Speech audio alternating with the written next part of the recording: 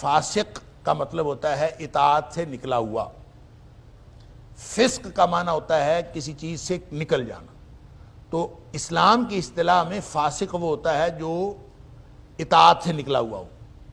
لہذا اگر کوئی شخص کوئی چھوٹا موٹا گناہ کرے، یعنی اللہ اور اس کے رسول صلی اللہ علیہ وسلم کی اطاعت سے نکل جائے، تو وہ فاسق ہے۔ جس گناہ کو ہم گناہ ہی نہیں سمجھتے، اللہ اور اس کے رسول صلی اللہ علیہ وسلم کی مخالفت ہے، تو یہ فسق ہے، آپ اس کی اطاعت میں سے نکل گئے۔ خاتون پردہ نہیں کرتی، فسق ہے۔ مرد نے داڑھی نہیں رکھی، فسق ہے۔ کوئی شخص اگر چھوٹا موٹا گناہ کرتا ہے، اپنا معمول کا اس نے گناہ بنایا ہوا ہے لیکن وہ کرتا ہے، تو یہ فسق ہے، کیونکہ وہ اطاعت سے نکلا ہوا ہے، چھوٹا فاسق ہے۔ اور جب وہ اللہ اور اس کے رسول صلی اللہ علیہ وسلم کی اطاعت سے نکلے گا، وہ فسق کا ارتکاب کرے گا۔ اور اگر وہ بالکل ہی اللہ اور اس کے رسول صلی اللہ علیہ وسلم کی اطاعت سے نکل جائے تو وہ بڑا فاسق ہوتا۔ لہذا کافر بھی فاسق ہیں، قرآن نے کہا کہ کافر جو ہیں والکافرون هم الفاسقون، وہ اصل تو اطاعت سے نکلے ہوئے کافر ہوتے ہیں۔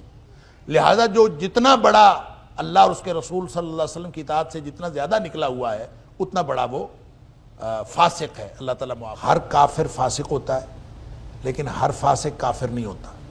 فسق کے میں نے عرض کیا کہ جو انتہائی چھوٹے گناہ میں مبتلا ہے، اس کو بھی آپ فاسق کہہ سکتے ہیں کہ وہ فسق میں مبتلا ہے، اللہ اور اس کے رسول صلی اللہ علیہ وسلم کی نافرمانی کر رہا ہے۔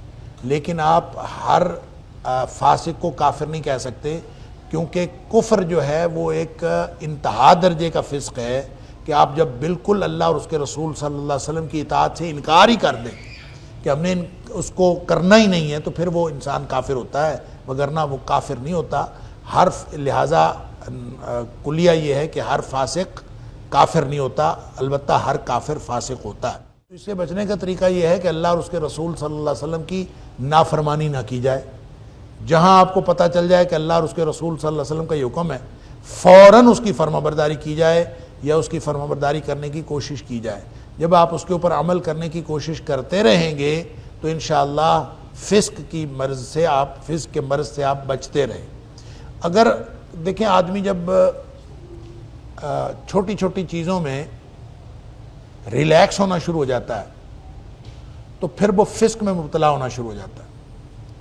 آپ نے اگر نافرمانی سے بچنا ہے تو اس کا طریقہ یہ ہوتا ہے کہ سب سے پہلا دائرہ ہوتا ہے فرائض کا، فرائض و واجبات کا، اس کے بعد ہوتا ہے نوافل کا، یا یوں کہہ لیجئے سنتوں کا۔ سنتیں وہ نوافل ہیں جو نبی پاک صلی اللہ علیہ وسلم نے ادا کیے، اور پھر سنتوں کے بعد ہوتا ہے نوافل کا، پھر اس کے بعد ہوتے ہیں مستحبات کا۔ یا آپ اپنے ارد گرد دائرے بنا لیں۔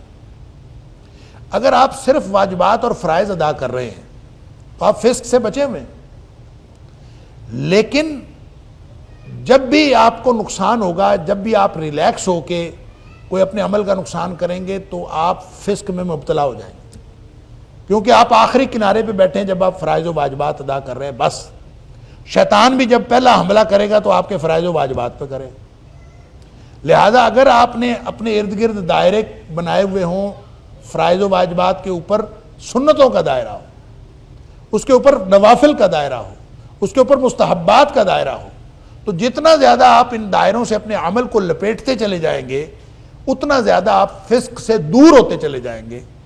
کہ پھر اس صورت میں اگر نقصان ہوگا تو پہلا نقصان تو مستحبات کا ہوگا نا۔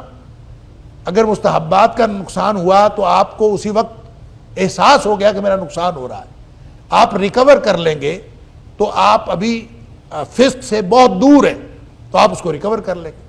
زیادہ سے زیادہ اگلا نقصان ہوگا تو نوافل کا نقصان ہوگا، ابھی اس کے بعد سنتوں کا دائرہ موجود ہے، اس کے بعد جا کے آپ فرائض و واجبات کا دائرہ۔ لہذا اپنے آپ کو محفوظ کرنے کا طریقہ یہ ہوتا ہے کہ آپ صرف واجبات اور فرائض کے اوپر مطمئن نہ ہوں، بلکہ سنتوں کا اہتمام بھی کریں، نوافل کا اہتمام۔ یہ صرف نماز پڑھنے کی حد تک نوافل سنتوں کی بات نہیں ہے، معاملات میں بھی آپ صرف فرائض کی حد تک نہ پورے کریں، بلکہ آپ سنت جو کام ہیں وہ بھی کرنے کی کوشش کریں، پھر آپ نوافل جو کام ہے بالکل زائد کام وہ بھی کرنے کی کوشش کریں، مستحبات کی طرف جائیں۔ جیسے جیسے آپ اپنے معاملات کو اور اپنی عبادات کو ان ساری چیزوں سے کور کر کے رکھیں گے تو انشاءاللہ آپ کے فرائض و واجبات کو کوئی نقصان نہیں ہوگا. جب ان کو کوئی نقصان نہیں ہوگا تو آپ فسق سے بچے رہیں گے. اللہ تعالیٰ ہم سب کو اس فسق کی بری بیماری سے محفوظ رکھے.